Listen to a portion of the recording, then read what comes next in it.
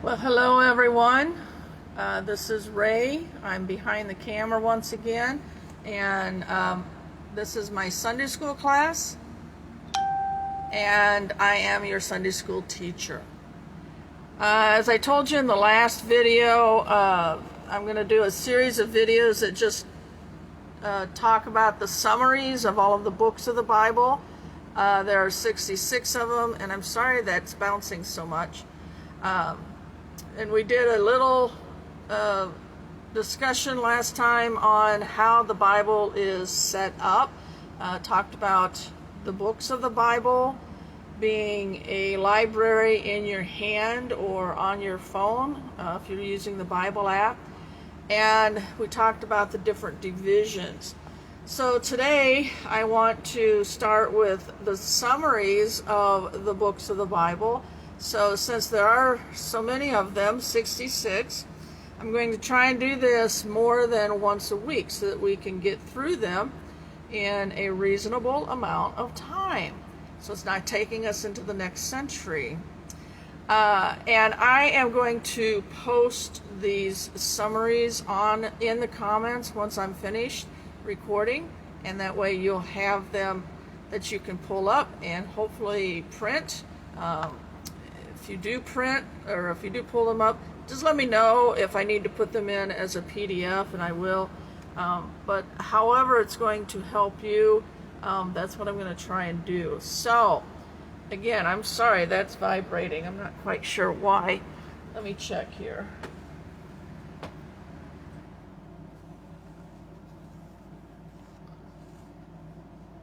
I think that might be a little bit better.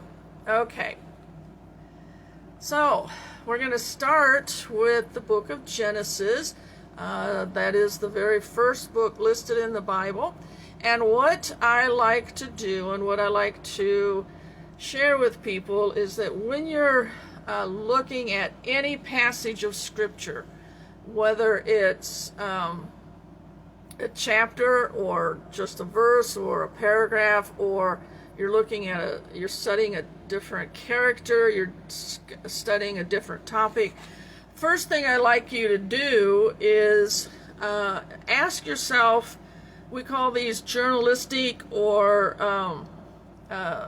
journalistic questions, and there's 5 of them with a W, and then there's one with an H, and they are simply who, what, where, when, and why. Who wrote the book? Who are the main characters? What is the book basically about? An overall summary. What is the passage about? What's going on? If you know where this is taking place, that's another way to help you understand what's going on. When?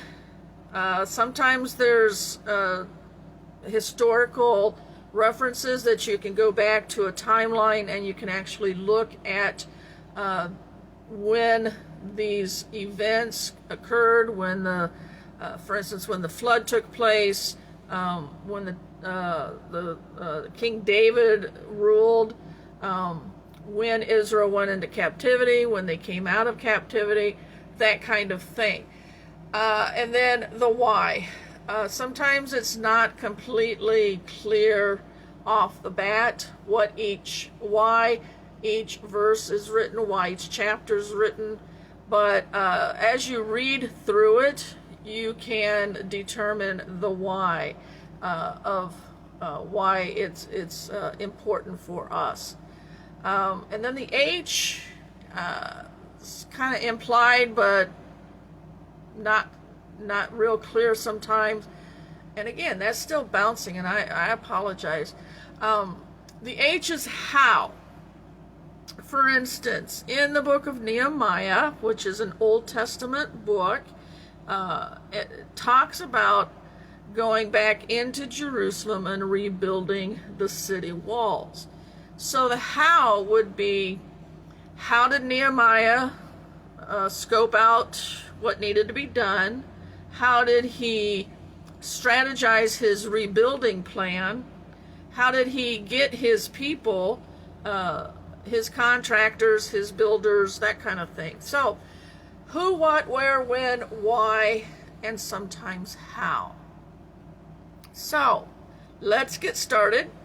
And we're going to look today at the first 5 books. Now, sometimes you might hear the word Pentateuch. Pentateuch. That is just a simple or a fancy way of saying the law or development of the law. Penta means 5. Took means the giving of the law or establishing of the beginnings. So, in Genesis, who wrote the book? Well, right here it says Moses.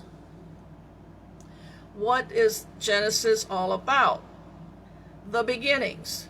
The beginnings of the earth, the universe, the beginnings of a people, Adam and Eve, the beginnings of the history of mankind, and it just keeps going. So it's a lot of beginnings, firsts, establishments, that kind of thing. Where does this take place? Mostly Egypt and Canaan. When? Around 1446 BC, that means before Christ.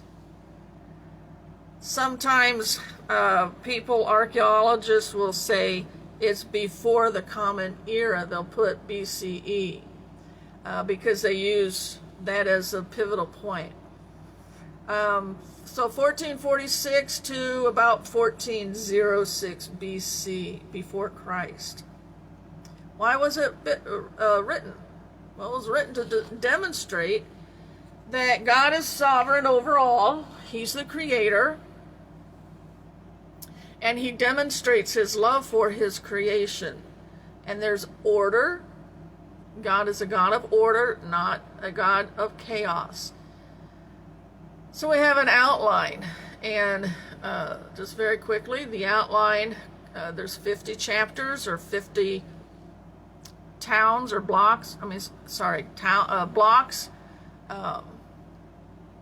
as we talked about last time. So in the first 11 chapters, we read about the creation. We read about the fall of mankind and how sin entered the world. And we read about the flood. Then we go into chapters 12 through 25, and that is talking about Abraham. Then we go into Abraham's family line. I'm giving you guys a headache. I am so sorry. I don't know why that is bouncing around so much. We have Isaac and Jacob, chapters 26 to 36 of Genesis. And then we have the final character in Genesis. His name is Joseph, and his story is from chapters 37 to 50.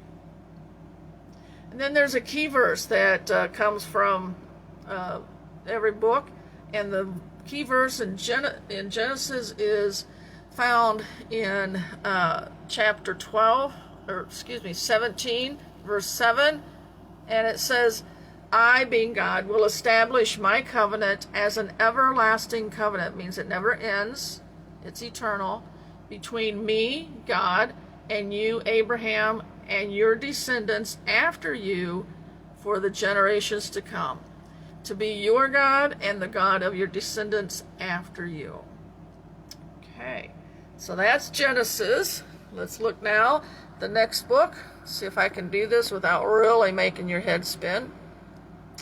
The next book is Exodus.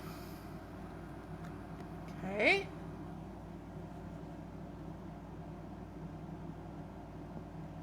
And we have who, what, where, when, and why. Who wrote Exodus? Moses did. What's Exodus all about? Deliverance from slavery. Okay. Where does this take place? Well, again, it takes place in Egypt and Canaan. And you see the years are approximately the same. When? In 1446 BC to 1406 BC. Why is Exodus written? And why is it important for us? Well, it's to show God's faithfulness to the covenant that he made with Abraham and to provide Israel with guidelines for holy living. Okay, so now we know that Exodus is dealing with how Israel is set up as a nation. Okay, here's the outline. Talks about Moses as the main character in chapters 1 through 7. Then it talks about the 10 plagues in chapters 8 to 13. Then the big Exodus, leaving Egypt and heading back towards Israel. Chapters 14 to 18. Then we have the giving of the law, and that's the 10 Commandments and all of the stories surrounding that event, chapters 19 to 24. And then in chapters 25 to 40, talks about setting up how God wants his people to worship. So it talks about the tabernacle and worship. So the key verse out of Exodus 3:14. And God said to Moses, I am who I am. This is what you are to say to the Israelites. I am he, or I am has sent me to you. Okay, so now we've got Genesis and we've got Exodus. Let's move on to Leviticus. And let's see if I can get this.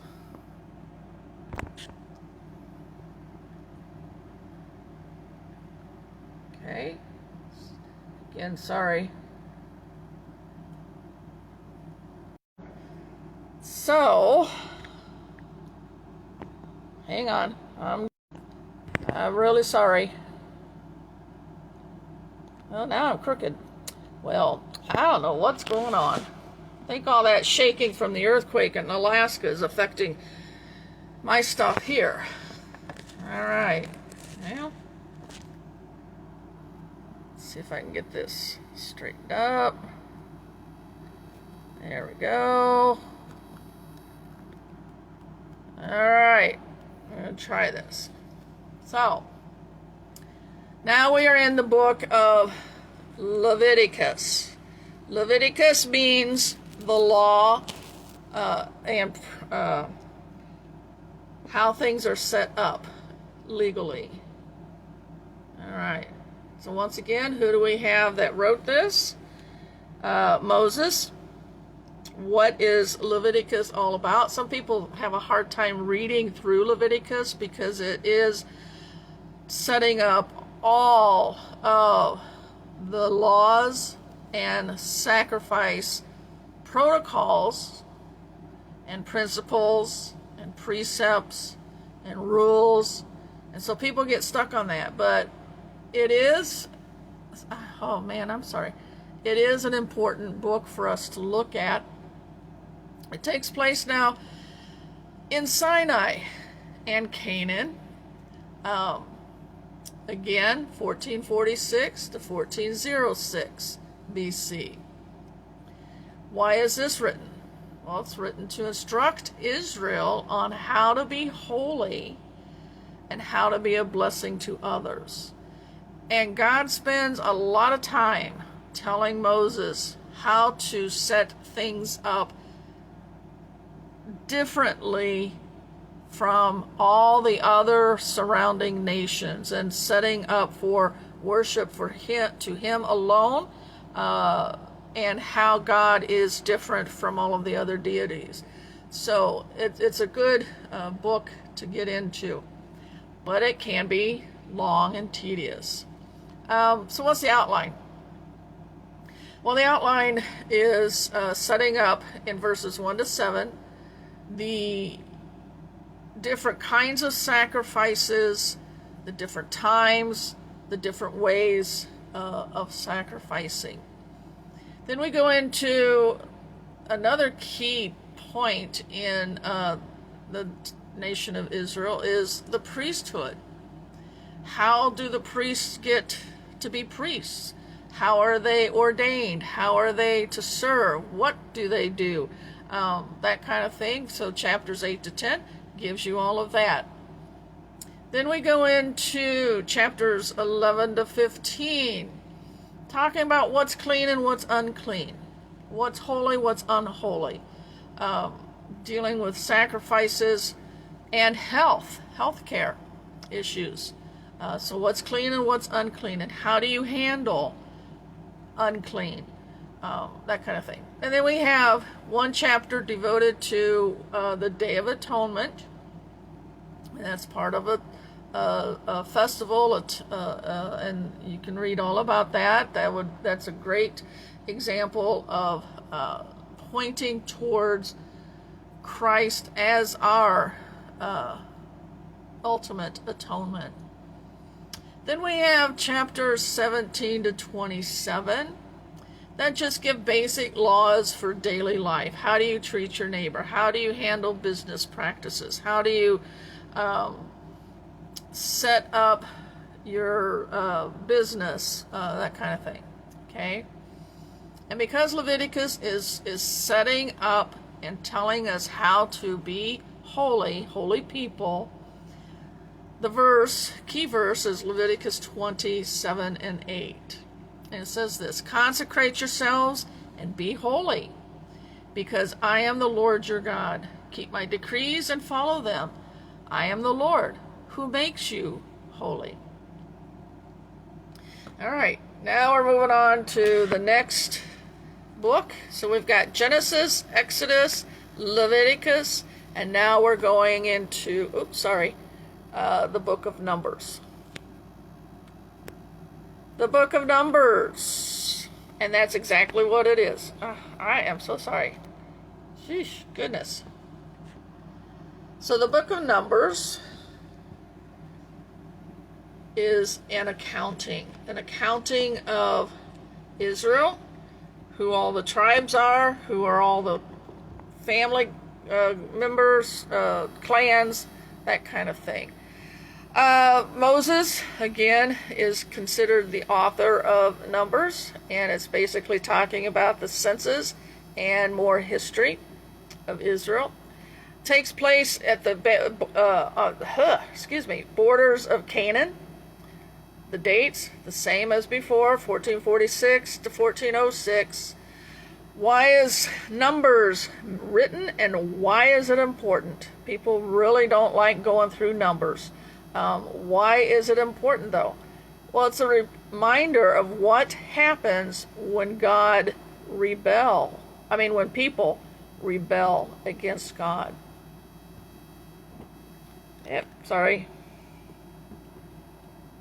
Okay, the outline. The census takes place in chapters 1 through 9.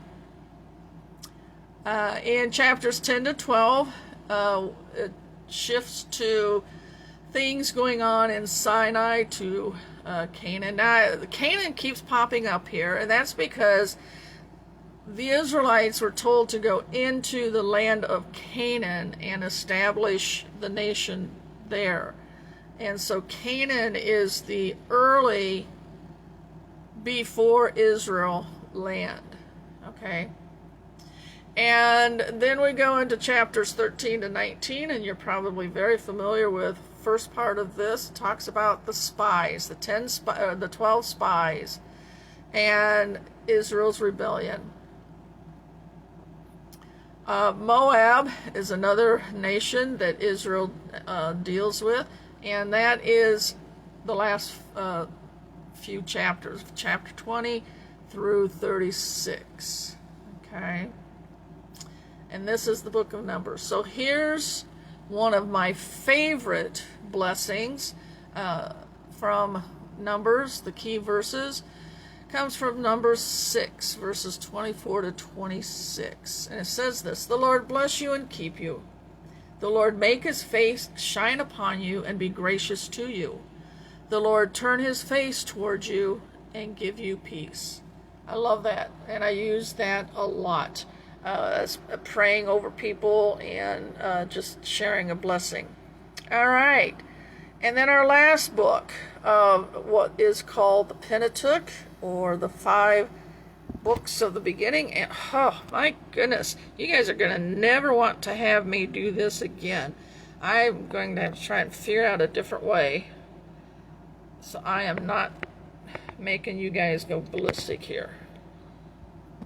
Ugh, my goodness, it is just not a good day for this, huh? All right, Deuteronomy, the last book of this section. Moses, once again, is the author, considered the author. What's contained in the book of Deuteronomy? Well, mostly sermons by Moses. And it's also, Deutero means second rendering. And you know the story of the 10 Commandments in Exodus? Well, this is the second rendering. There's a new generation, and Moses is giving sermons and just repeating what happened in Exodus. Okay, and this is taking place in the plains of Moab. This is where Israel has set up camp while they are starting to establish excuse me, their nation. Same dates, 1446 to 1406. And why is this written? Well, it's to remind the people what God expects from them. Again, there's a new generation, so they're just being reminded that they are a people of God, that they are set apart, and telling them what does God expect. So here's the outline. This is broken down into different sermons now. So sermon number 1, we talk about the journey review. Journey out of Egypt, through the wilderness, and then setting up in the promised land. In chapters 1 to 4. Second sermon, the 10 Commandments 2.0. This is the repeating of the 10 Commandments. Chapters 5 to 28, there's a whole lot more that Moses has to say. It's not just the 10 Commandments. There's a whole lot more in between there. Then the third sermon is the covenant message that God gave to Moses. In review, again, this is another covenant that God talks about or gives. And this is chapter 29 to 30. Then we have all of the final farewells and the passing of the torch and where Moses is buried and those kinds of things. He's wrapping it all up in chapters 31 to 34. And another verse, a couple of verses that are very important to the nation of Israel, to Jewish people, and to those of us who like to bring in the Jewish perspective. This is something that they put on their doorposts. This is something that is very, very key to their faith. And this is what this says. It says, "Hear, O Israel, the Lord our God, the Lord is one. Love the Lord your God with all your heart, with all your soul, and with all your strength." Okay. That's it for today. Thank you for bearing with me with all of these jitters and jumbles and jiggles and all that fun stuff. And I look forward to our next time, and I hope to have this straightened out and stop all this jittering. I don't know. I still don't know where this is all coming from. But anyway, have a good day. Thank you for joining me. Hit like, share this, and we will see you next time. Have a good day, and God bless.